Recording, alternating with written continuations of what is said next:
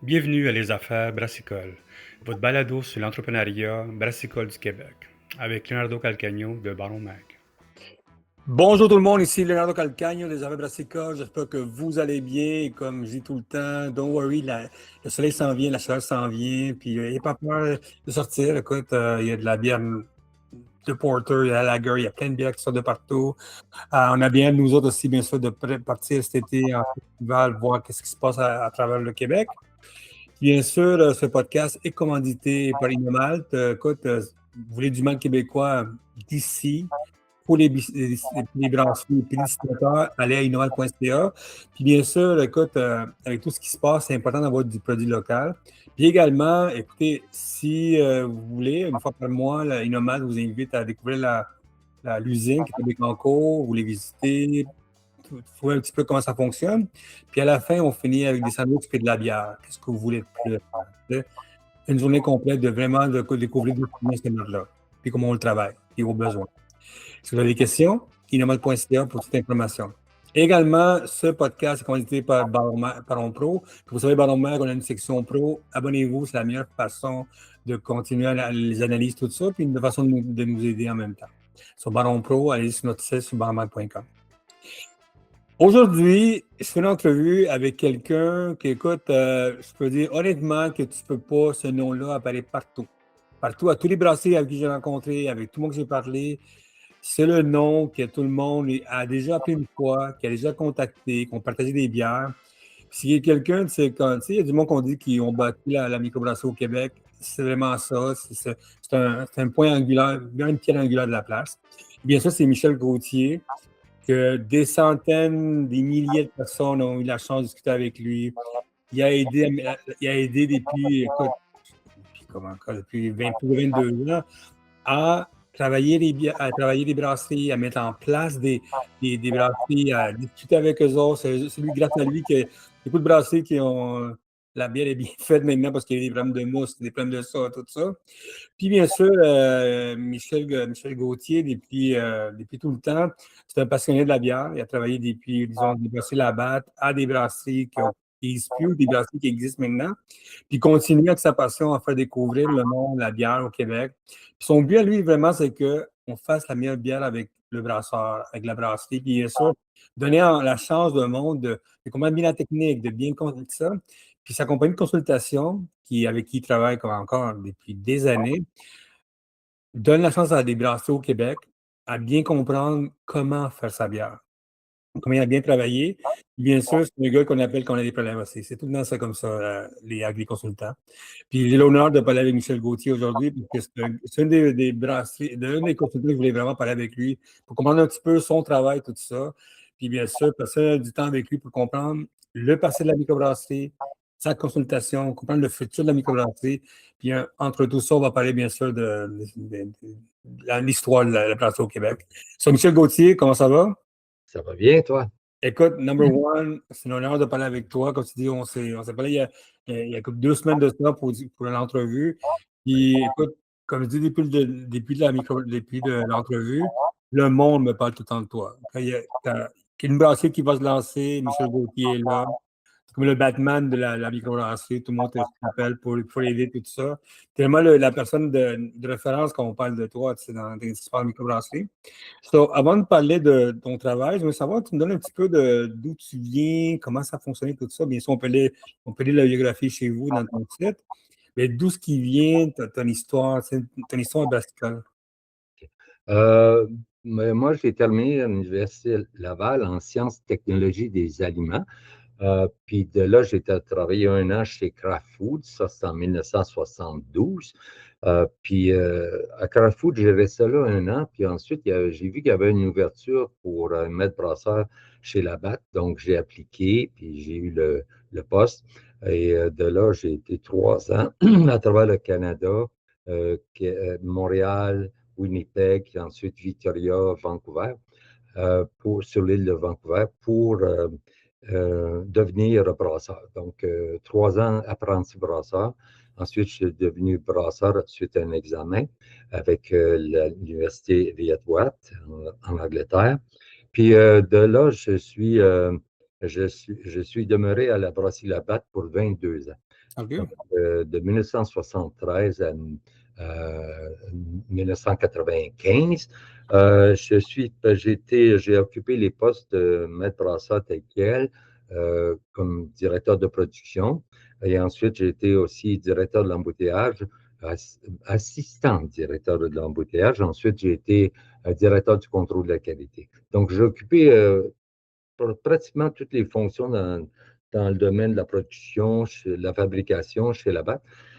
Puis ensuite, je suis parti donc en 95 pour fonder un laboratoire à Saint-Hyacinthe qui s'appelait le laboratoire Mascot.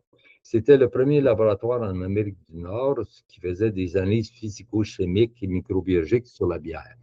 Puis en même temps que j'étais là, ben, j'ai dit, je vais donner de la formation aussi parce que j'avais été approché par le MAPAC pour pouvoir donner une formation au Conseil national de recherche du Canada à Saint-Hyacinthe. Ce cours-là que j'ai donné, il y avait une vingtaine, 20, 25 participants qui étaient là au tout début, en 1995. Ça fait quand même un bon bout de temps. 96 plutôt, ce cours-là. Alors, puis quand ça a bien été, c'est là que j'ai rencontré autant McCassin, RJ, tous les gens du coin dans le temps. Puis les petites entreprises qui ne sont plus là maintenant, mais qui étaient là au début. Alors, j'ai été impliqué avec eux autres, puis j'ai été approché par la RACJ, puis par le MAPAC pour pouvoir développer un cours pour permettre aux gens de bien partir l'entreprise. Parce qu'il y avait, dans ces années-là, il y a des micros qui ont commencé puis qui, après 6 mois, ont fermé à cause de problèmes de qualité. Puis il y en a plusieurs de même. Il y en a au moins 10, 15 qui ont commencé, qui ont fermé, qui ont commencé, qui ont fermé à cause de problèmes de contamination ou autre chose. Il y avait des problèmes de goût qui n'étaient pas pareils d'une fois à l'autre ou de bière qui se contaminaient pour quelques raisons au niveau du procédé. Puis là, j'ai été approché par le MAPAC pour pouvoir implanter un genre d'audit pour aider cette entreprise-là à bien faire les choses. Avec mon laboratoire que j'avais à Saint-Hyacinthe, qui était axé sur la bière, autant au niveau des analyses chimiques, les analyses microbiologiques et organoleptiques, on faisait aussi de la formulation puis de la propagation de levure. On faisait tous ces éléments-là au niveau de la bière. Mais on a accès aussi nos analyses dans le domaine autre que la bière, le vin, le cidre, l'hydromel, tous ces éléments-là aussi qu'on faisait en même temps. Donc, notre but était de donner des formations, de donner premièrement des analyses, ensuite des formations et ensuite la consultation. Les trois, c'est un triangle dans le fond. La formation, les analyses pour savoir qu'est-ce qui se passe dans le produit, qu'est-ce qu'il faut améliorer. Puis la formation, c'est d'aider les entreprises, soit dans le démarrage ou soit dans l'amélioration de leur structure, de leur microbrasserie ou quoi, amélioration pour réduire ou minimiser les points de non-conformation. Alors, c'était ça surtout mon but. J'ai fait beaucoup d'audits dans beaucoup d'entreprises à ce moment-là, les plus grosses et les plus petites, avec une structure de trouver les points critiques, puis trouver des points, comment régler les problèmes et comment les rendre autonomes. Comment rendre quelqu'un autonome avant, il faut que tu saches, c'est pas seulement lui dire, il faut que tu fasses ça, il faut que tu fasses ça. Puis il faut que tu fasses ça, faut que tu expliques pourquoi tu fais ça. Et pourquoi tu le fais, il y a une raison en arrière, puis il faut aller jusqu'au bout. Alors, de comprendre que si on fait telle action, ça engendre telle conséquence. Alors, autant pour réussir ou mal réussir, donc dans n'importe quoi. Donc, c'est ça, mon but était de faire ça. Puis, j'ai fait ça, puis je continue à faire ça d'ailleurs quand j'ai démarré à ce moment-là, j'ai commencé à démarrer des microbrasseries, pas seulement aider celles qui étaient là, mais aussi démarrer des brasseries. Des gens qui venaient à mon cours. Je donnais le cours de brassage, je le donnais 3 fois par année dans les locaux à Saint-Hyacinthe. Puis en même temps, on fabriquait une petite bière de 20 litres là, avec mon système de brassage à palier. J'avais tout ça. Là. Puis on avait le microscope, on voyait nos levures, puis on avait tout ça devant nous. Fait que en même temps qu'on donnait un cours, c'était un cours qui était mêlé de pratique et de théorie. Alors, puis là, ben, les gens venaient à ça, puis là, ils voulaient partir leur brasserie, puis je leur dis, ben, je vais vous aider si vous voulez à les aider à partir comme il faut, à savoir les bons équipements, l'aménagement, tout l'aspect des drains, les plafonds, les tuiles, etc. Tout l'aspect aménagement aussi est bien, bien important. Alors, toute cette partie-là, puis la formulation des bières aussi. Et certains d'eux autres voulaient qu'ils aident à la formulation des bières. Certains avaient déjà la formulation de la bière, mais voulaient l'adapter de petite échelle, 20 litres, à un système de 500 litres ou 1000 litres ou 2000 litres. Alors, tout ça, c'est pas une règle de trois, c'est une question d'adapter le tout. Alors, puis à la fin, c'est d'amener des procédures opérationnelles, des procédures de nettoyage et d'assainissement. Tous ces aspects-là, le côté aussi sécurité au travail, tous les aspects importants à ce niveau-là. Puis là, ben, ça a commencé de même. J'ai commencé avec certaines entreprises. J'ai été aussi appelé à aller faire la consultation en Amérique du Sud. J'ai été aussi à Panama. J'ai été aussi à différentes places au Canada. Je me suis promené à différents endroits. Aux États-Unis aussi, Cincinnati. J'ai été à différents endroits. J'ai été aussi en Europe, là, en Suisse, différents endroits aussi en Europe pour aider des entreprises. Euh, puis c'est comme ça que je me suis fait connaître aussi un peu partout, là, mais je voyageais beaucoup à ce moment-là pour aider les entreprises à améliorer ou introduire une nouvelle, je ne sais pas, moi, j'ai travaillé sur le high gravity brewing, comment produire des bières à haute densité, par exemple. Tous ces aspects pointus-là, j'ai travaillé dans ça aussi. Donc, j'ai aidé les entreprises, puis je fais encore ça depuis 1900. Le laboratoire en 80, en l'an 2002, je suis parti de là, j'ai parti ma propre entreprise, Consultation Calmée Incorporée. Puis depuis ce temps-là, ben, je continue à aider les entreprises, mais je n'ai pas de laboratoire tel quel, mais on a déjà des laboratoires au Québec qui ont surgi, là, le labo, entre autres, à la Pocatière, et puis on parle de ONO Science, on a aussi Mostilab, on a quand même plusieurs laboratoires qui font des analyses physico-chimiques et tout ça. Donc, moi, j'ai laissé tomber cette partie-là des années, mais je sais comment les faire, par exemple, mais je les ai faites pendant bien des années. Je connais très bien les protocoles de microbiologie. Alors, tout ça pour dire que je suis encore à aider des entreprises à démarrer. Là. Comme actuellement, j'ai 6 projets de microbrasserie au Québec là, qui vont partir prochainement. Là. Quelques-unes, c'est bientôt. Là. Alors, puis je continue à faire ça. Les projets sont moins d'envergure qu'ils étaient avant la pandémie. Au lieu d'avoir des gens qui veulent partir des systèmes de 7 BBL, 10 BBL et 20 BBL, j'ai plutôt des gens qui veulent partir des systèmes de 1 BBL, 2 BBL, 3 BBL, 5 BBL et des fois 10. Alors, ça a changé. La donne a changé pour des plus petits systèmes, plus axés vers les brewpubs que les micros, mais c'est un peu ça que je vois qui se fait actuellement. Là, alors, puis mon but, c'est des aider à bien partir à petite échelle comme à grande échelle. On a les mêmes, comme on dit, défis au niveau de la qualité. C'est certain qu'on soit à petite échelle, qu'on fasse un petit brewpub de 1 BBL, c'est aussi important qu'un brewpub qui a un 5 BBL ou un micro qui a un 10 BBL. On a toujours des défis à rencontrer. C'est que de produire une bière qui, d'une fois à l'autre, goûte la même chose ou s'apparente bien d'une fois à l'autre. Donc, on peut accepter d'avoir certaines petites déviations dans la couleur ou dans le CO2 un peu, mais en réalité, on veut retrouver dans la même bière, si on la jette une fois à l'autre, avoir une constance à ce niveau-là, c'est important. Ou si on sort une nouvelle bière, comment s'assurer que cette bière-là sur le marché ait une bonne durée de vie de tablette, puis qu'elle soit consommable très bien après 1 mois, 2 mois, 3 mois. Alors, cette partie-là qu'on appelle les contrôles au niveau de l'oxydation devient important aussi pour éviter ces problèmes qui peuvent surgir, surtout avec les IPA. Là. Alors, tout ça en disant que je travaille à enseigner et à aider les entreprises. Donc, je suis aussi avec les réseaux AgriConseil. AgriConseil, c'est une entreprise paragouvernementale, fédérale, provinciale, le MAPAC et l'Agriculture Canada qui sont intégrés dans cet organisme qui s'appelle AgriConseil, ils sont là pour aider les entreprises, pas seulement pour le côté agricole, mais le côté transformation alimentaire. Donc, la bière, c'est une transformation alimentaire. Comme le cidre, l'hydromel, tous ces produits-là, ce sont des transformations. Donc, je suis axé avec ça, puis moi, je travaille avec eux autres pas mal ces temps-ci, j'ai plusieurs projets.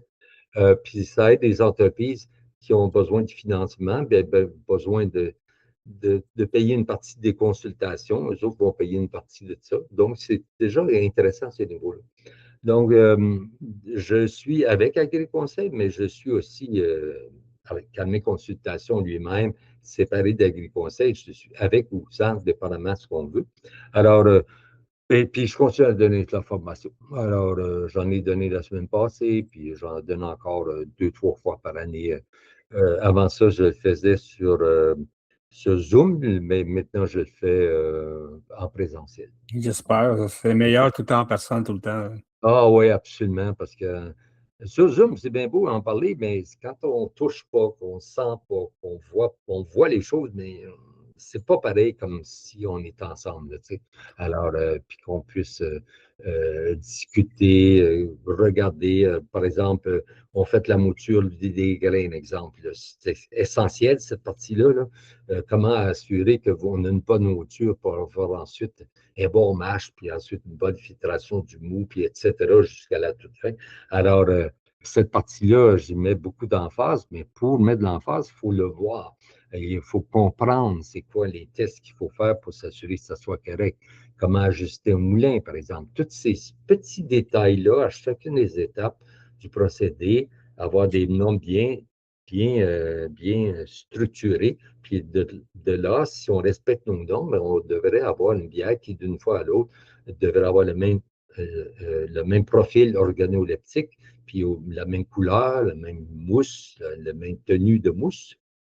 Parce que des fois, les gens me disent, ben là, ma tenue mousse a dégradé, a dégringale. Elle était bonne, mais là, elle est moins bonne qu'elle était. Puis là, on commence avec, on va avec des santé. Pourquoi? Pourquoi? Le dernier pourquoi, on trouve la réponse. Alors, parce que souvent, les gens arrêtent au deuxième pourquoi, puis ils disent, oh, c'est correct, je pense que c'est juste un addon. Non, ça c'est. Mais on va plus loin puis on trouve la solution, puis après ça, bien, on fait attention, puis on sait qu'est-ce qu'il faut regarder quand on veut produire une bonne bière de qualité. C'est ça. Michel, ça fait combien depuis le début de ta consultation, tu as travaillé avec combien de brasseries déjà en total? Tu as déjà Ouais, une liste quelque part que oui, ça? pas loin de 180, dans 200 dans ce bout-là. Quand 200. même, hein? Depuis ton époque? Le proche est de loin, là. Il y en a certains que c'était au niveau, par exemple, de démarrer, mais pas nécessairement sur place, mais en téléphone, on travaillait de même. Mais ils voulaient ça de même, c'est correct. D'autres, c'était sur les lieux, puis d'autres, ça dépend.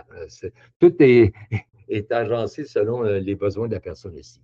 Toi, c'est sûr, moi, ce que j'aime tout le temps savoir, comment c'était le début de la microbrasserie au Québec. Tu sais, comme tu dis, 95, dans ce coin-là, c'était le début un peu, on parlait un petit peu de la microbrasserie, il y en avait quelques-uns. J'ai parlé avec des distributeurs dans le temps, que c'était très difficile de distribuer des bières dans le temps parce qu'il n'y avait pas de distribution. Des dépanneurs ne faisaient pas vraiment de la place pour la bière. Avoir de l'information dans ce temps-là, c'est difficile. Le monde, c'est juste qui me disait qu'ils échangeaient des rocks anglophones qui se faisaient entre eux autres, tout ça. C'était comment le début de la microbrasserie en 95, dans ton époque, où tu voyais, quand tu commençais à donner tes cours tranquillement, tu commençais à parler avec du monde, puis tu voyais des bières, tu sais, des brasseries qui fermaient, ouvertes. C'était comment l'industrie dans cette époque-là qui commençait vraiment? Ben, euh, moi, j'étais à la base jusqu'en 80, 95. Mhm, Mais pendant que j'étais là, Unibrew a commencé. OK. mhm. Là, on parle de puis RJ, hein, puis ces grosses brasseries ont commencé. Euh, Puis on n'entendait pas vraiment parler des petites encore, excepté qu'à côté de la brasserie là-bas, il y avait Brassal. Brassal, c'est une brasserie allemande. C'est deux Allemands qui ont parti ça. C'est une microbrasserie qui avait commencé avec une laveuse de bouteilles, avec un pasteurisateur. Il était équipé quand même assez pour une brasserie de même, qui a qui était là pendant 3 ans, puis fermé ses portes, dû au fait qu'il y avait de la contamination. Il faisait une bière aux pommes, puis les bouteilles explosaient partout. Alors, puis cette bière-là était bonne pourtant, mais aussitôt qu'elle quittait l'endroit, il y avait des problèmes de contamination, puis toutes ces choses-là. Puis au point que la batte a rasé d'acheter cette brasserie-là cette année-là, mais ça va marcher. En tout cas, on parle des années 80, 85, 86. OK. Puis c'était Parasol. Il y avait aussi, dans ce temps-là, il y avait aussi plus tard Vessel and Barrel. Il y avait aussi des brasseries de main qui partaient, qui fermaient, qui partaient. J'en avais une, il y avait 2 brasseries à Hudson. Puis les 2 ont fermé aussi parce qu'il y a des problèmes de contamination. J'ai 2 brasseries de main. Puis j'en ai partout qui commençaient à Saint-André-à-Blain, à côté de chez moi. Moi, j'habite au Lac-Simon. Il y avait une brasserie là, qui a fermé, qui a commencé 1 an, il a fermé. À Québec, il y a une brasserie qui a commencé, il a fermé. Alors, tous ces brasseries-là qui ont fermé dans les années 80, 85, 90, c'était tout relié, je dirais, à la qualité. La distribution à ce moment-là, ben, c'était, en tout cas, c'était pas organisé autant que Ah, c'est mais là, aujourd'hui. C'était incroyablement différent. Les gens, soit ils distribuaient aux autres mêmes ou distribuaient autour ou quoi, mais où les gens venaient chercher de la bière à la brasserie. Mais il faut dire qu'il y a eu quand même des gros problèmes dans ces années-là. Comme je te dis, c'est seulement des années 90, 92, 95 que ça a commencé à se structurer, à avoir, comme on dit, le MAPAC qui s'est intégré dans ça, puis les RECJ qui, au départ, donnaient des permis à tout le monde, presque. As-tu l'argent? Donne-moi l'argent, je vais te donner ton permis. Presque, il n'y avait pas vraiment de structure. Il y avait seulement un inspecteur dans le temps qui se promenait qui faisait les inspections des places, puis il faisait ça rapidement, il était tout seul. Alors, mais maintenant, c'est différent, là, pas mal différent de ce que c'était avant. Mais je peux dire que ça s'est. OK, c'est devenu un peu pas mal sévère au niveau de l'obtention de permis, au niveau de l'aménagement, etc. Mais il y a des raisons en arrière de ça. On a eu des problèmes sérieux. L'industrie du cidre a flanché dans les années 70 à cause de la qualité. Puis de la bière aussi, dans les années 80-85, comme j'explique, 87, beaucoup de brasseries qui ont parti, qui ont fermé 1 an après, ou 6 mois après, ou 4 mois après. Alors, on a eu beaucoup de ces problèmes-là. Mais, dans les années 2000, on pourrait dire que, ou un petit peu avant, là, ça c'est vraiment mieux structuré, puis il y a eu beaucoup moins de faillites, beaucoup moins de fermetures. C'est ce qu'on peut dire actuellement. Puis je suis très fier de ça, de voir ça, qu'on a quand même réussi, je pense, tout le Québec au complet, de pouvoir structurer ça comme il faut. Il faut qu'on ait quelque chose de mieux organisé pour éviter d'avoir de ces problèmes-là qui étaient récurrents. Puis ça, je pense qu'on est dans bonne voie. Puis je sais que c'est. Je dis ça parce que j'ai une entrevue, un brewpub à partir, puis il trouve que le RECG est très contraignante. J'y explique, écoute, il y a une raison en arrière de ça. Si tu veux partir, mais tu veux rester, hein. Tu ne veux pas justement partir de ton brewpub et dans 1 an, ça ne marche plus, là, parce que ta bière, des fois, elle est bonne, elle n'est pas bonne, et il faut vraiment partir du bon pied. Puis là, j'explique ça. Puis j'explique ça. Puis il dit, ouais, OK, je comprends. Mais c'est ça. C'est comme une recette. C'est comme un chef cuisinier qui fait sa recette tout le temps. Il faut qu'il fasse comme il faut. Puis, parce que c'est son. Ça, autant, comme il disait dans le temps, une personne va le dire à 10 personnes que c'est pas bonne, mais si elle est bonne, il va le dire à 1 ou 2 personnes. Alors, on s'aperçoit que ta réputation peut diminuer très rapidement quand ta bière n'est pas toujours égale ou elle n'est pas toujours bonne, mettons. Alors, c'est pour ça que je dirais qu'on est de mieux en mieux. Puis que dans ce sens-là, je pense que l'industrie de la bière va continuer à grandir. Peut-être pas à la vitesse qu'ils étaient avant la pandémie, mais quand même, il y a une croissance qui se fait tranquillement. Il y en a encore qui ont fermé, mais on peut dire qu'il y a des nouvelles brasseries qui hébergent. Dans mon temps, il y en avait plus par année qu'on avait, mais là, il y en a moins. Mais par contre, il y en a toujours, il y en a quand même des nouvelles brasseries qui partent. C'était comment la bière dans cette époque-là? Tu sais, moi j'ai réussi. La plus vieille bière que j'ai bu, c'est une bière de 12 ans. C'est la plus vieille bière, je pense, une bière de Charlevoix que j'ai eue par accident dans un événement que je suis allé.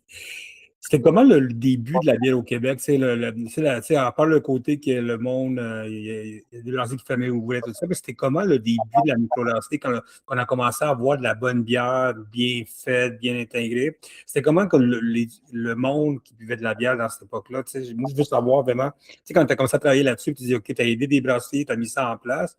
Puis comment ça a été le début du consommateur et de l'industrie en soi? On pourrait dire que tu sais, les entreprises qui ont commencé dans début 2000, là, comme l'Alchimiste, dans le temps, on avait aussi le, le Trou du Diable, c'était une des premières aussi. Ben, première, peut-être pas une des premières en partant, mais il y en a eu d'autres, comme le Pit Caribou, que les autres partis à ça, ça a été très intéressant aussi. Mais ce que je voyais, c'est que les gens étaient à l'écoute vraiment à ce qu'on fasse les choses comme il faut. Comme j'expliquais tantôt, c'est là que la formation a vraiment aidé les entreprises à savoir, c'est pas seulement mettre ton grain dans le moulin, puis on broie ça, puis on mélange de l'eau, puis d'acide. Là, on comprend un petit peu plus qu'il faut connaître son eau, premièrement, puis deuxièmement, les grains qu'on utilise, il faut les connaître aussi.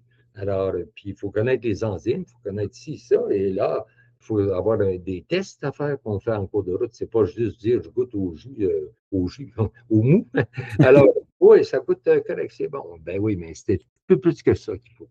Alors, c'est là que je pense que l'introduction d'un genre de programme qualité, qu'on peut dire, ça a aidé énormément. Un programme de qualité, à savoir quand est-ce qu'on analyse telle variable en cours de production à partir du moulin jusqu'à la canette ou la bouteille à la fin.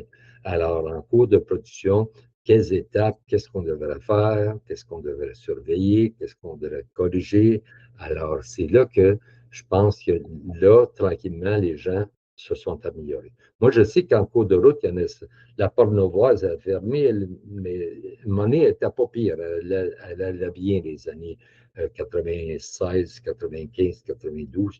Mais à un moment donné, oups, ça flanchait un peu. Alors, on s'aperçoit que c'est pas seulement aller bien, mais c'est la constance qu'on veut Ouais. au niveau de la qualité. Puis je pense que c'est ça qui a fait la grosse différence. J'ai été dans ces entreprises-là qui voulaient changer de façon de travailler, puis ils ont changé la façon, puis ils ont amélioré, puis ils ont réussi à passer à travail. Il y en a d'autres que j'ai fait des outils, puis ils n'ont rien fait de ce que j'ai dit qu'ils auraient dû faire. Puis quelques mois ou 6 mois après, un an après, ils fermaient à cause qu'ils s'obstinaient à continuer de faire des choses de la même façon qu'ils faisaient. Alors, euh, alors c'était ça qu'on pourrait dire qui s'est passé. Que je peux dire? C'est la conscientisation, il faut des gens. Si on est vraiment conscient de l'importance d'avoir des bonnes méthodes suivies comme il faut à chacune des étapes, parce que nous, moi, je vois la bière comme étant la synergie entre l'intuition et l'intellect. L'intuition, c'est l'aspect de la création. L'intellect, c'est la façon de mesurer, de s'assurer qu'on est conforme à toutes les étapes pour produire le produit qu'on est en train, qu'on a intuitivement créé. Alors, je vois que c'est ça, la synergie entre les deux. Si on réussit à faire ça comme il faut, à créer de nouvelles bières constamment, comme certaines brasseries au Québec qui sont très bonnes dans ça, de créer une bière, puis là, tu vois une nouvelle bière qui sort, tu le sais, ah, c'est encore bon, puis tu vois que ces entreprises-là connaissent ce qu'ils font. Ils n'iront pas trop à gauche, pas trop à droite, mais qui va faire que quand tu bois ça, c'est bon.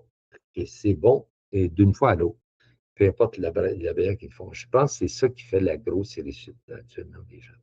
Mais moi, j'ai parlé avec beaucoup de brasseries, puis tu as raison, même avec, avec du monde, et même à cette époque-là, au Megnan, l'importance d'une constance, d'une bière bien faite, je pense que ça peut aider. Puis je pense qu'il y a beaucoup de bières qui ont été mal faites, puis ça a donné mauvais goût aux consommateurs, puis ça fait, comme tu dis, ça fait peut-être l'effet de contraire d'aimer la microbrasserie parce qu'on trouvait que c'était mal fait ou ça explosait dans ta face, whatever. Puis les grosses brasseries continuent à faire des brasseries de qualité dans leur façon à eux autres, ça. Tu as raison de dire ça parce que je me souviens dans le temps, mon beau-frère, puis tout ça, il me disait, oh, moi, j'ai les micros, je parle des années 95, 17, 18. Il dit, moi, les micros, j'en ai acheté une couple de fois, puis la bouteille, je l'ai ouvert, puis c'est tout vidé dans le lavabo. Là. Une chance, j'ai ouvert dans le lavabo, puis l'autre, en tout cas, il y avait de l'inconstance. Puis il dit, moi, j'aime pas ça, j'en vois pas. Je retourne à ma O'Keeffe ou dans le temps. Non, ben, je parle. Puis ma Labatt ou ma Budweiser, parce qu'ils disaient, ben, ça sert à rien. Eux autres, on est certain que c'est tout régal. C'est vrai, c'est vrai. Quand j'ai travaillé à Labatt, 22 ans, c'était la constance. Les spécifications, là, dans n'importe quoi, l'alcool, par exemple, c'est à 4,95 à 5,05. On veut dire, tu pouvais tolérer moins une tolérance très, très fermée. Dans le temps, je me souviens d'avoir analysé les bières, quand j'étais là-bas, des bières de micro dans le temps, puis la tolérance était pas mal grande. Par exemple, des bières à 5 pouvaient aller de 4,5 à 5,7. Okay, yeah. Je ramassais que tu achetais une bière des fois plus alcoolisée, moins alcoolisée. Moi, j'avais analysé un paquet de bières des micros dans le temps. Puis c'était up and down. Il disait sur l'étiquette 5 puis c'était pas ça, puis c'était plus haut, plus bas. Puis c'est pour ça que la bière, tu as goûté une fois, puis elle était légère, puis ensuite, elle est plus alcoolisée. Qu'est-ce qui se passe? Alors, on voyait des déviations de même, puis dans la bière des grosses brasseries, c'était égal, tout le temps. Alors, c'est là que moi, que j'ai trouvé que c'est un défi pour ces brasseries-là. C'est ça que j'ai fait quand j'avais mon laboratoire. Je dit, il faut ramener les specs un petit peu plus fermés. Là, au lieu d'en aller de même, là, y aller plutôt avec une petite vague qui est normal d'avoir une petite vague. On l'a dit, tu peux monter un petit peu, descendre, mais pas trop. Alors, c'est là qu'on a commencé à établir des genres de spécifications. Puis à toutes les étapes, ton mou, c'est la première étape de tout. Si tu as 12,5, puis des fois plateau, puis le lendemain, tu as 11,2, bien c'est clair, le 12,5, 11,2, tu vas avoir des bières différentes. Là, donc la constance, c'est au niveau du brassage avant tout, puis c'est d'établir des normes à chacune des étapes. Le premier mou, le dernier mou, le kettle, on va l'en dire, la densité avant ébullition, la densité après ébullition et les pH aussi. Les pH, très importants aussi. Donc, c'est tous ces aspects-là. Si tu as une bonne contrôle à chacune des étapes, tu vas avoir une constance tout le temps. C'est ça qu'on a enseigné. Puis, je trouve que des bonnes brasseries dans le temps qui ont appliqué ce principe-là, puis Caribou, il a commencé très bien à ce niveau-là. Puis, je trouve aussi que le trou du diable aussi, certaines, puis Dieu du ciel, certaines, Dieu du ciel. Okay. La constance, ça paraît que c'est des microbiologistes qui étaient en tête au départ. Ils connaissaient les levures, puis en même temps, ils connaissaient le contrôle de qualité. Il y avait ça dans le sang, comme on dit. Alors, on voit que les brasseries du temps, les bonnes brasseries se sont stabilisées à avoir un produit qui est constant. Les autres brasseries, certaines n'ont pas fait ça, bien, ils n'ont pas duré longtemps ou c'est ça. Il y en a qui ont eu des problèmes de contamination, puis quand même, il y en avait des problèmes de contamination encore dans ces années-là. Là, il y a moins en moins de contamination. Mais moi, je me rappelle, il y a 10 ans, quand on a commencé à parler de brasserie, je sais qu'il y avait beaucoup d'explosions. Ouais, Il y a un moment qu'il y avait beaucoup d'explosions. Je me rappelle, j'allais dans Facebook, dans les groupes, il y avait souvent des explosions, puis je ne comprenais pas pourquoi ça, tu sais. Puis j'ai appelé ça plus tard, j'ai compris qu'il y avait ça. Mais c'est weird que le monde prend ça comme risque de faire ça. C'est incompréhensible de voir que le monde sont prêts à risquer pour sauver quelques dollars pour que ça explose une bière, ils perdent une réputation. Je rappelle que même Trou d'hier avait eu un problème dans le temps. Les Ouais. affaires comme ça, puis ils ont arrangé ça vite, mais je me rappelle que c'était un gros problème.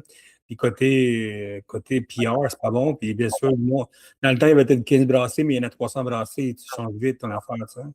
Oui, c'est ça. Il faut dire que les grosses brasseries, eux autres, ont opté à avoir des pasteurisateurs tunnels, OK? Qui Mhm. fait que peu importe s'il y a une bactérie ou une levure sauvage dans ta bouteille de bière, elle va être détruite. Alors, c'est clair que des pasteurisateurs tunnels, tout passait par là, puis qui faisait qu'il n'y avait rien qui était. Il y avait toujours zéro bactérie, zéro levure dans chacune des bouteilles ou des canettes qu'on faisait quand j'étais à la batte, mettons. Mais c'est ça. Ben, puis là, quand je suis parti de là pour aller dans les micros, là, je me suis aperçu, oh, ils n'ont pas passé les tunnels, qu'est-ce qui arrive? Dans le temps, j'étais là, oh, wow, OK, ça veut dire qu'il faut avoir zéro risque. Il ne faut pas se permettre d'avoir une levure ou deux levures ou trois levures ou cinq levures dans notre bouteille ou des bactéries. Il faut zéro, c'est zéro, zéro qu'on veut. Alors, si on veut avoir zéro, zéro, il faut travailler à toutes les étapes pour éviter ça. Donc, c'est pour ça que je vois de plus en plus au Québec des microbrasseries qui achètent des tunnels pasteurisateurs parce Ouais. qu'ils veulent avoir zéro problème. Parce que surtout quand tu fais des bières sujets à de la refermentation en canette, parce qu'il y a présence de quelques levures ou des problèmes de Brettanomyces ou par exemple, le Saccharomyces diastaticus, c'est des problèmes assez sérieux qu'on a eu, puis des upcrete qu'on appelle, qui est un autre problème qu'on a, puis qui existe encore. Alors, toutes ces choses-là, ça demande quand même une réflexion d'avoir soit des procédures bien établies ou une filtration stérile incroyable ou une pasteurisation tunnel. Mais c'est certain que la pasteurisation tunnel, c'est clair, c'est la procédure qui permet de tout empêcher toute croissance microbienne ou quoi que ce soit dans nos bières. Puis c'est pour ça que plusieurs brasseries au Québec, puis il y en a encore d'autres actuellement qui achètent des pasteurisateurs tunnels, j'en connais deux. Tranquillement, ouais. Alors, ça s'en vient partout, là. Il va y en avoir de plus en plus de pasteurisateurs tunnels. En Ontario, il y a une compagnie qui s'est spécialisée dans ce domaine-là, puis ses prix sont abordables, donc les gens y vont là des fois. C'est-à-dire, ils vont acheter leur équipement là.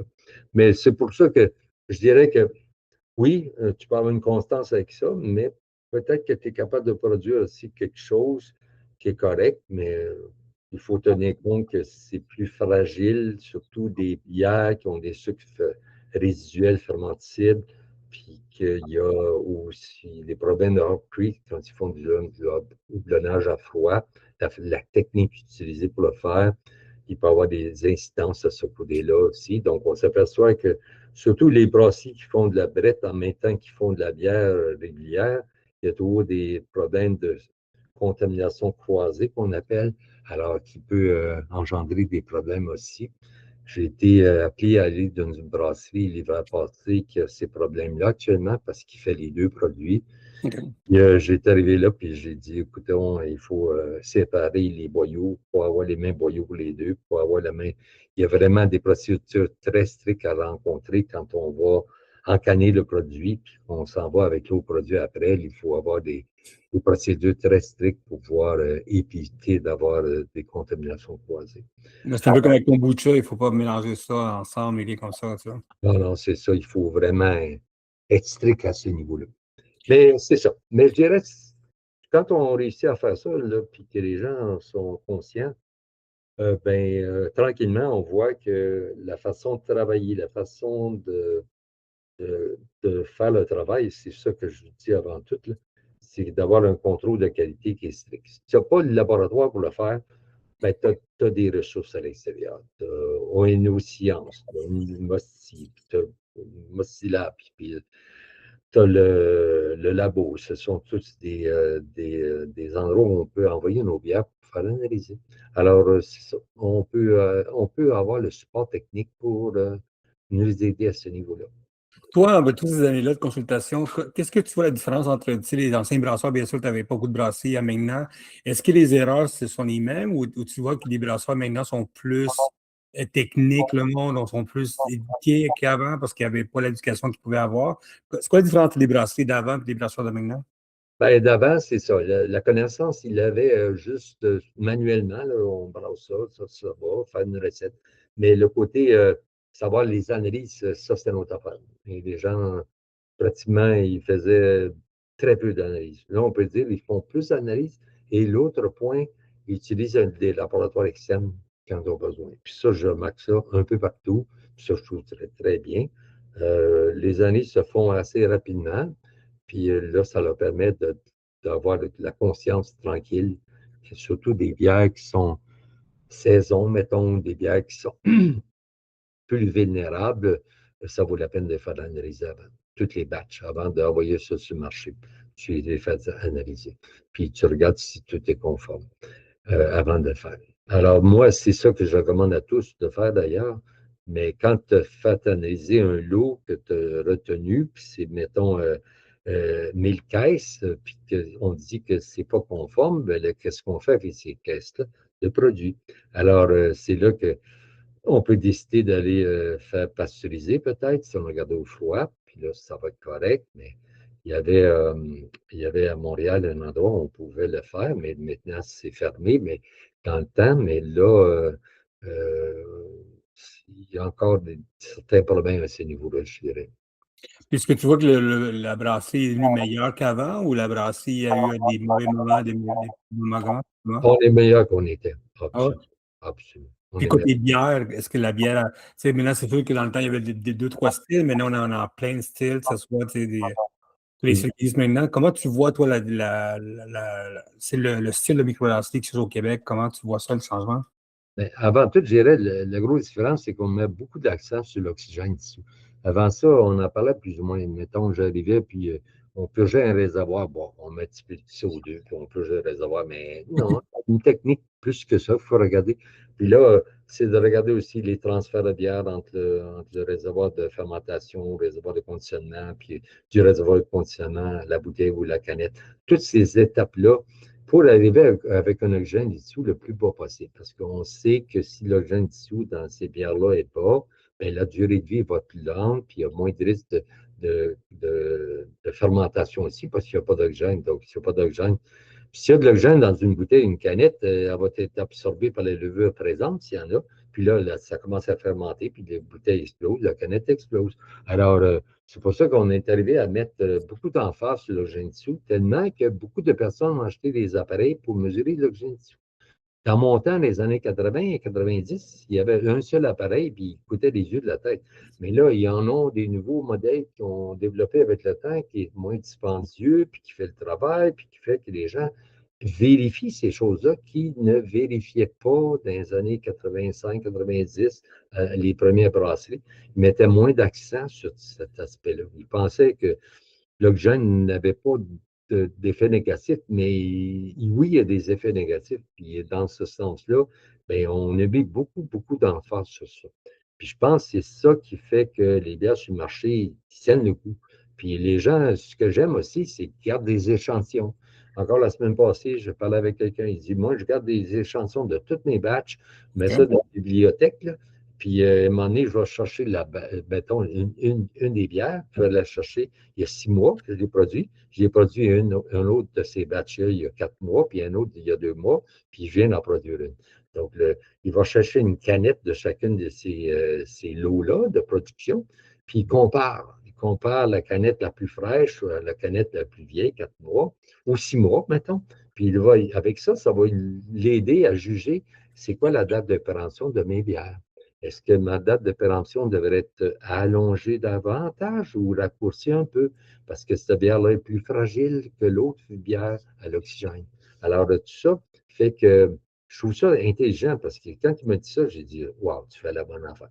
Il dit, oui, nous autres, c'est bien important qu'on goûte nos bières qu'on a produites il y a 4 mois, 6 mois, versus la même bière qui est produite aujourd'hui ou il y a 2, 3 semaines, un mois, pour voir si ça tient le coup.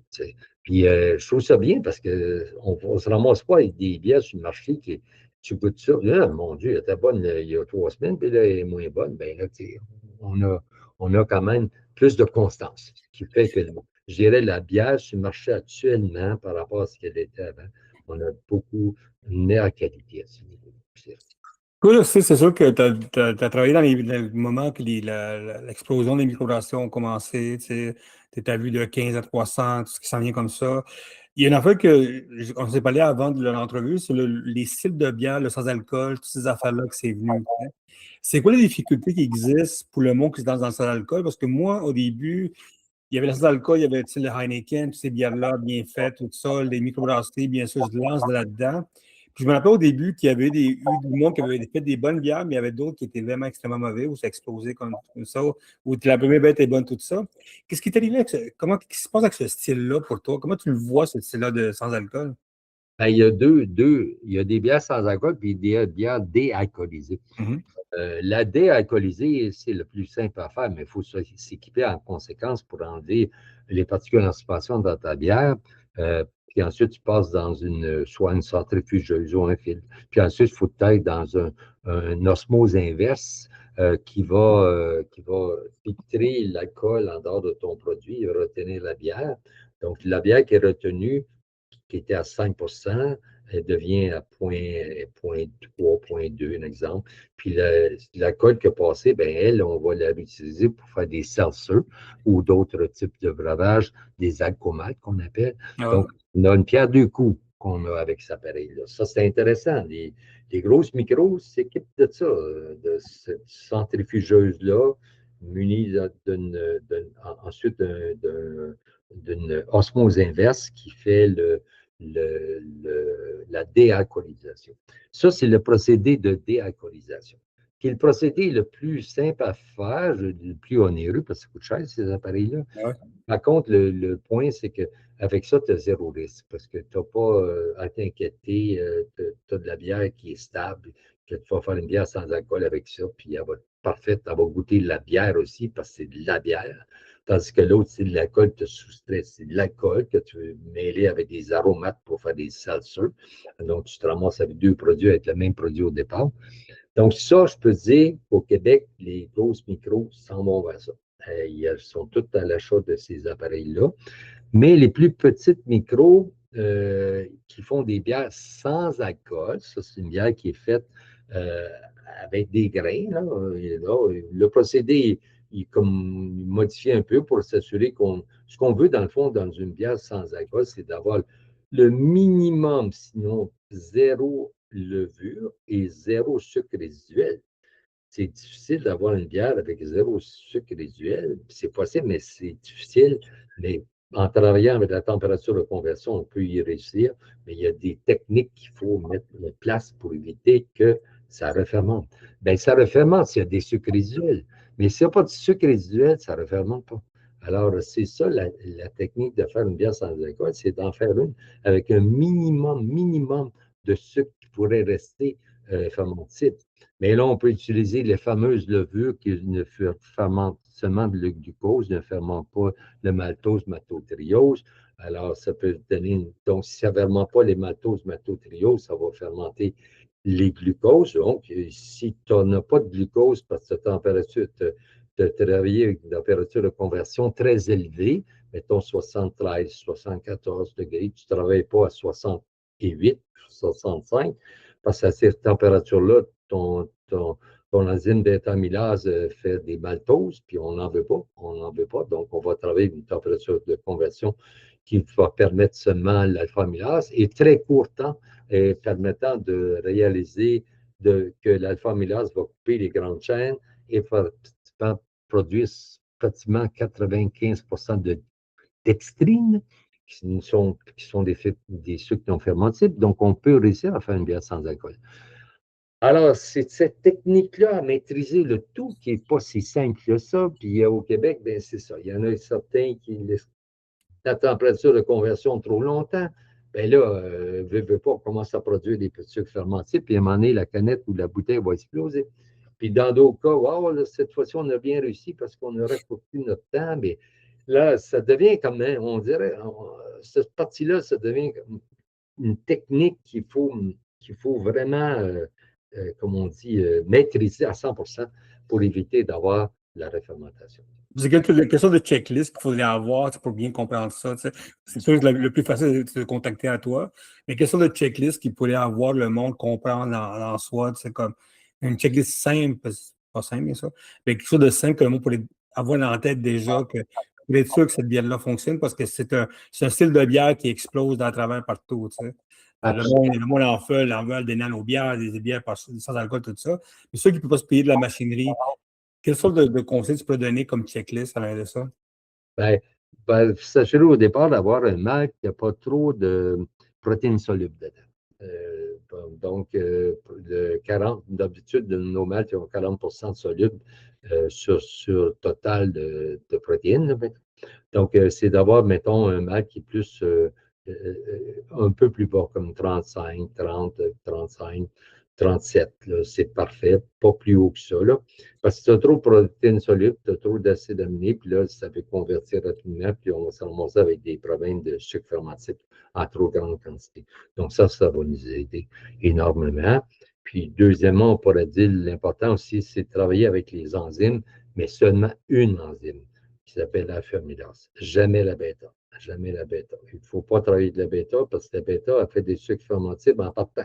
Alors, nous autres, on peut faire une bière sans alcool, donc il faut avoir des sucres fermentables le moins possible. Donc, on travaille plus à une température de 73, 74 degrés Celsius. À 73, 74, la bêta-amylase est détruite complètement. Elle ne travaille pas du tout, la bêta. Parce qu'à 72, il y a un petit peu encore d'action de la bêta, mais à 73, 74, il est détruite. Donc, à ce moment-là, on travaille dans ces températures-là. La foi travaille très bien dans cette température. Ça va être tellement bien qu'en temps de quelques minutes, ta conversion est complétée. Donc, ça ne prend pas une demi-heure ou une heure à faire convertir. Ça prend 15 minutes, peut-être 20 minutes, mais on fait un test d'iode, puis si tout est beau, on commence la filtration, puis il devrait aller bien. Puis on va dans la bouilloire, on bouille comme on fait. Mais on commence quand même avec une densité peut-être dans le bout de 4,5. Alors, on ne commence pas avec une densité de 12, 13. Alors, on commence à une densité plus basse parce qu'on veut finir probablement avec une bière qui va avoir fermenté un petit peu, qui va faire qu'on va finir à une densité finale un peu plus élevée, qui va avoir du corps parce qu'on ne veut pas que ça goûte l'eau. C'est ça qui est le principe d'une bière sans alcool. Parce que si ça goûte de l'eau, ben là, les gens vont dire ouais, il n'y a plus de bière, il met de l'eau dedans. Non, c'est pas ça. Il faut que ça ait du goût. Qu'est-ce qui va donner le goût? Ben, c'est les grains que tu vas mettre dedans. Les grains, le malt dextrine, par exemple, le dextrine malt qu'on appelle carapils, par exemple, va donner beaucoup de ça. Puis l'autre point aussi, si on ajoute le carapils, ça va nous aider, mais certains malts caramel aussi qu'on va rajouter, mais pas trop de malt caramel parce que les autres contiennent les sucres fermentables un peu, il ne faut pas en mettre trop. Alors, il faut travailler avec ça. C'est des différents maltes-là. Puis, comme j'expliquais, il faut s'assurer que le pouvoir diastatique soit très bas. Là. Pas se ramasser avec un malt qui a 150 de pouvoir diastatique. Là. On veut avoir un malt peut-être à 120, 110, mais pas 150. 150, l'activité est trop grande. Là, on s'aperçoit que le malt est important beaucoup dans ça. Là, tu parlais du malt tantôt. Oui, autant peu importe qui fait mal, l'important, c'est d'avoir la constance à ce niveau-là, de la qualité des mâles pour pas qu'on se ramasse avec un mâle qui est surmodifié. C'est mieux d'avoir un mâle sous-modifié, mais quand même pas sous complètement, mais quand même sous-modifié un peu que surmodifié. C'est ça. Mais moi, le monde souvent me dit que le malt, c'est le backbone des bières, souvent, tu sais. Oui, c'est ça, c'est le backbone.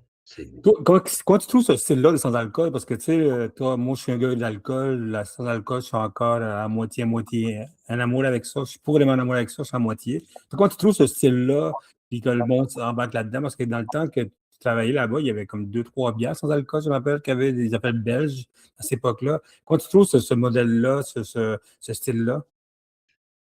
Ben, je dirais que ce qui fait le plus effet, je pense, c'est des bières déalcoolisées parce que vraiment, ça goûte la bière. Je dirais celle-ci est vraiment impeccable. Une bière sans alcool, le problème, c'est que est-ce que ça va goûter la bière? Parce que c'est bien beau de parler des grains que je viens de parler, mais à la fin, quand ça a fermenté 8 heures, 9 heures, 10 heures, c'est fini. Là, tu goûtes à ça, ben, ça goûte-tu la bière? Ben, tu as mis de la levure, oui. Ta levure, tu as mis, elle va donner le goût de bière. Surtout, ce que tu fais, c'est que tu rajoutes une levure d'une bière qui a déjà de l'alcool dedans. Alors, puis cette levure-là que tu rajoutes, une levure quand même qui est pressée, là, qui est liquide, là, et ça c'est elle qui va donner le goût de la bière. C'est pas le grain qui va donner le goût de la bière, ça va être la levure que tu as rajoutée. Parce que la levure va transmettre le goût de la bière dedans. Puis elle va donner un petit peu d'alcool, peut-être 0,1, peut-être 0,2, peut-être 0,3 maximum. Mais la norme au Québec des bières sans alcool, c'est d'être en bas de 0,5. Ouais. Et toi, personnellement, comment tu trouves, toi, cette bière, ce style-là? Ben, pas si pire. On est deux là-dedans. J'aime mieux les bières déalcoolisées que les bières sans alcool, malgré que j'en ai formulé pour certains des bières sans alcool. On a réussi quand même à le faire, mais, mais c'est intéressant. C'est intéressant comme goût, mais c'est pas riche en goût de bière, que je pourrais dire. Je comprends. Toi, bien sûr, quand tu trouves, toi, les autres styles de bière qui existent, les smoothies, les affaires comme ça, tu sais, les nouvelles bières, les néo-bières, on appelle les nouveaux styles, comment tu vois ça dans l'univers de la microbrasserie au Québec, les IPA américaines, les affaires comme ça, comment tu trouves ces bières-là, toi? Moi, je pense que c'est toujours découvrir de nouveaux goûts intéressants. Puis l'affaire qui est le fun, c'est que le domaine des houblons est tellement émergé. Puis encore là, tu regardes les houblons. Tu regardes les limonettes là, qui est sortie la dernière, là, en tout cas plusieurs qui sortent à gauche, à droite. Puis ça, tout le monde veut se lancer vers ça, essayer ça, parce que celui-là va donner un petit coup de grapefruit qu'on appelle, il a demandé de pamplemousse que tu n'avais pas dans les autres. Puis là, tout d'un coup, hein, on va faire une bière à pamplemousse, par exemple. Ben là, ça, on se lance dans ça, puis à cause des houblons. Je veux dire, c'est les houblons surtout qui nous amènent vers ça, là, parce qu'il y en a tout le temps des nouveaux qui sortent, puis je pense que ça ne lâchera pas ça, ce monde-là. Moi, dans mon temps, j'en avais 22 variétés de houblons, OK? Je les connaissais toutes par cœur, les 22. On parle en 1974, chez Labatt, je connaissais toutes c'était le Fogul, Alerto, Saz, puis Datit, il y avait de temps en temps Cascade. Quand Cascade est arrivé, ça, on tombe à terre. C'est quoi ce petit goût-là de l'agrume en arrière qu'on n'avait pas d'habitude dans nos blonds? Puis là, lui il arrive, puis Centennial qui arrive après. En tout cas, là, on a découvert qu'il y en avait des blonds qui avançaient, ça avançait, puis il y en avait de plus en plus. Mais c'est ça qui a fait exploser le domaine de la bière, je dirais, c'est tous ces houblons-là qui ont sorti. Puis le côté des maltes aussi, les maltes de spécialité, dans le temps, on n'avait presque pas, là, je parle des années 70-75, oui, il y avait le black malt qu'on appelle, puis il y avait le blond, puis il y en avait quelques autres entre les deux, mais il n'y en avait pas beaucoup. Mais là, les malteries elles sont affairées à développer de nouveaux maltes intéressants, puis qui amènent la saveur, puis on a le blé maltais, on a l'avoine maltais, puis tout ça, puis toutes ces céréales-là qui sont maltais, non maltais aussi, toutes les céréales non maltais. Là, on a découvert tout ce nouveau monde-là, puis qui fait que tu as les grains sur le côté, tu as les houblons sur le côté, puis ça crée de nouvelles bières, puis le monde aime ça, expérimenter. Mais ça ne veut pas dire ça veut pas dire qu'ils vont prendre cette bière-là le restant de leur vie, mais par contre, si elle est très savoureuse, ça peut être une bière qu'ils vont acheter peut-être pas toutes les semaines parce qu'elle coûte un peu plus cher, mettons, mais par contre, elle peut être intéressante à ce niveau-là, je dirais. Toi, bien sûr, tu as vu le début de la microbrasserie développer tout ça. Comment tu vois la microbrasserie maintenant, l'état de la microbrasserie au Québec? Si avant ça, on parlait de nous autres des changements qu'il y a eu au début, 95, quand le monde commençait à faire de la bière.